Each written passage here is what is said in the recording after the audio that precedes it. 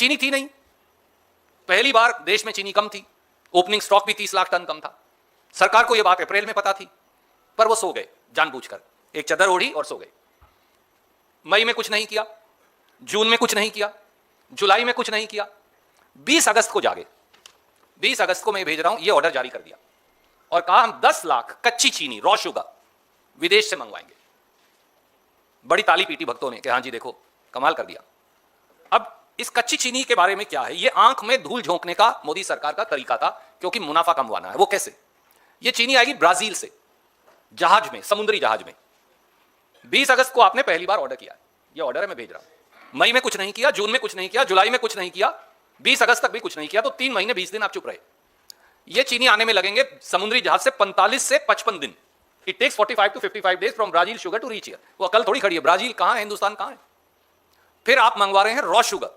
Raw sugar तो हम खा नहीं सकते, तो वो प्रोसेसिंग पे जाएगी। प्रोसेसिंग में लगेंगे 10 से 15 दिन, तो अक्टूबर निकल जाएगा। तो ये चीनी त्योहार में उपलब्धि नहीं है, ये है मेरा कहना आपको, जो मैं बताने की कोशिश कर रहा हूं। ये सितंबर अक्टूबर में नहीं अवेलेबल होने वाली है। 60 दिन में, 55 दिन में आई, 15 दिन और लगे, 75, 5-7 दिन आगे पीछे भी कभी हो सकता है। तो ये चीनी कोई अवेलेबल होने वाली नहीं है त्योहार में, नहीं होने वाली। तो आज तो रेट 70 और 75 है, कल को 85 भी हो सकता है। इनको ये मालूम था अप्रैल 2026 में। तो अब जिसके पास भी चीनी का स्टॉक है, उसका स्टॉक 40 रुपए किलो से बढ़कर 75 रुपया किलो बगैर कुछ करे हो गया। 120 लाख टन चीनी की खपत होगी अगस्त, सितंबर, अक्टूबर, नवंबर, इन 4 महीने में। 30 रुपया किलो भी अगर मैं अतिरिक्त दूंगा तो लोग कितना पैसा और देंगे? 36,000 करोड़। यह है घालमेल। 36,000 करोड़ के नीचे देश की जनता को चपत लगा दी गई। कोई ये तो नहीं कहेगा दीपावली पे कि मैं खील खिलौने नहीं खाऊंगा, अपने बच्चों के लिए नहीं लाऊंगा। कोई ये तो नहीं कहेगा कि अब गणेश चतुर्थी है तो मैं लड्डू का भोग नहीं लगाऊंगा इस बार। कोई ये तो नहीं कहेगा कि ईद है वो सेवियां नहीं बनाएगा।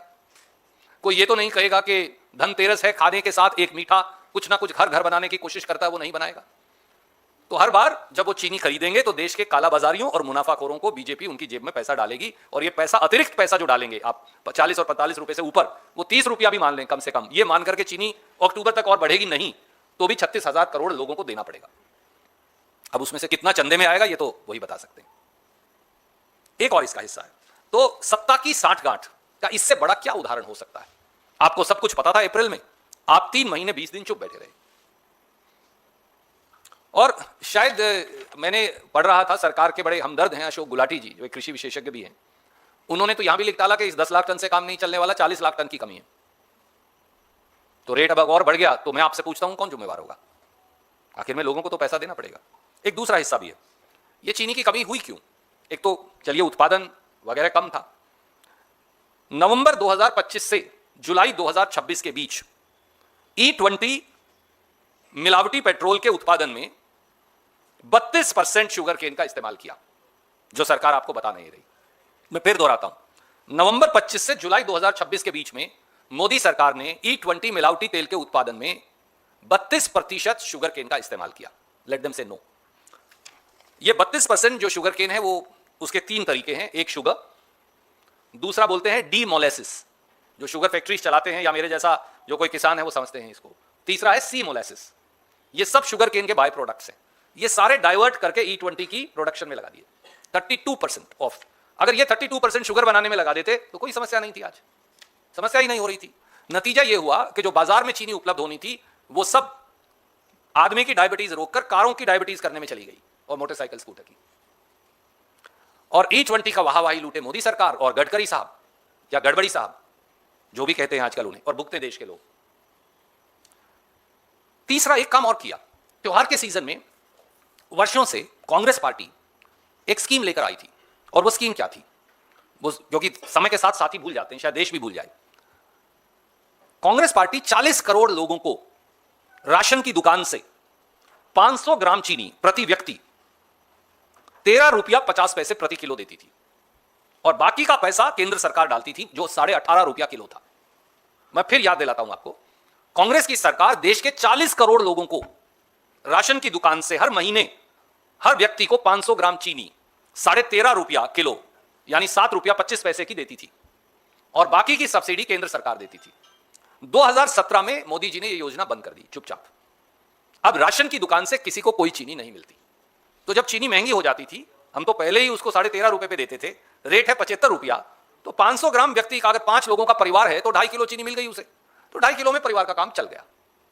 4 का परिवार है, 500 जरब 4, उसे 2 किलो चीनी मिल गई 13.5 रुपए किलो पे।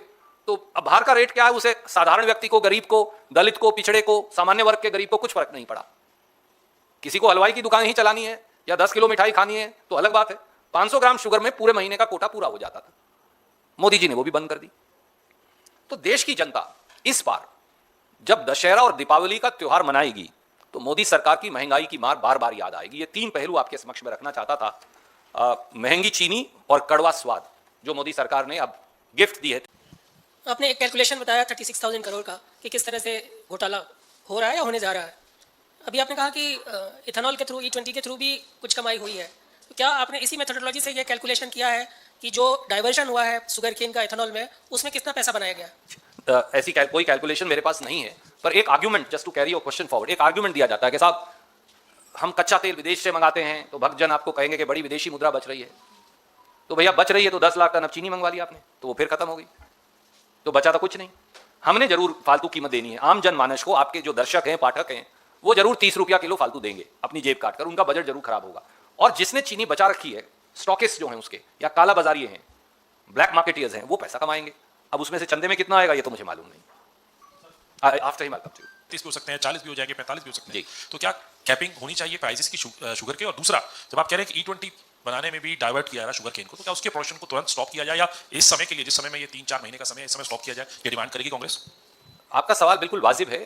कांग्रेस नेतृत्व का यह मानना है, नंबर 1, किसान को शुगर की लागत के मुताबिक कीमत देना सबसे पहले आवश्यक है, तभी वो गन्ना उगाएगा।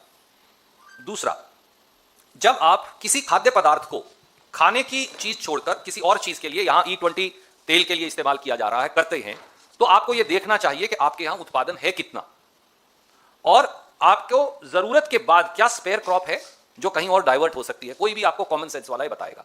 क्या मोदी सरकार ने ये असेसमेंट की? जवाब नहीं में है। गूगल करिए तो आप ये पाएंगे, आप 10 साल से शुगर एक्सपोर्ट कर रहे थे, गूगल करिए तो आपको डेटा आ जाएगा 1 मिनट में। पहली बार आप शुगर के 10 साल बाद इंपोर्टर बन गए हैं। क्यों? Brazil and India are 2 of the biggest sugar producing countries of the world. How have we become a net sugar importer? क्योंकि हमने ये देख ही नहीं रहे कि हमें चीनी की जरूरत कितनी है भैया, हमारे यहां उत्पादन क्या है, और खपत के बाद अगर बचता है sugar cane, by all means फिर आप उसे कहीं और इस्तेमाल करिए। परंतु आप लोगों के मुंह का निवाला और चाय की चीनी और त्योहार की चीनी निकालकर तेल बनाने के लिए तो नहीं डाल सकते ना। पर इस सरकार ने E20 जो तेल बनाती हैं कंपनी, जो इनसे जुड़ी हुई हैं, उनके मुनाफा कमाने के चक्कर में ये देखा ही नहीं कि ये देश में चीनी संकट पैदा कर देंगे, जो पहली बार हुआ है। नहीं तो देखिए ना, आप तो कभी चीनी इंपोर्ट करते ही नहीं, आप तो नेट एक्सपोर्टर हैं चीनी के, पहली बार बने, इसीलिए चीनी महंगी हो गई। जी रणदीप सर।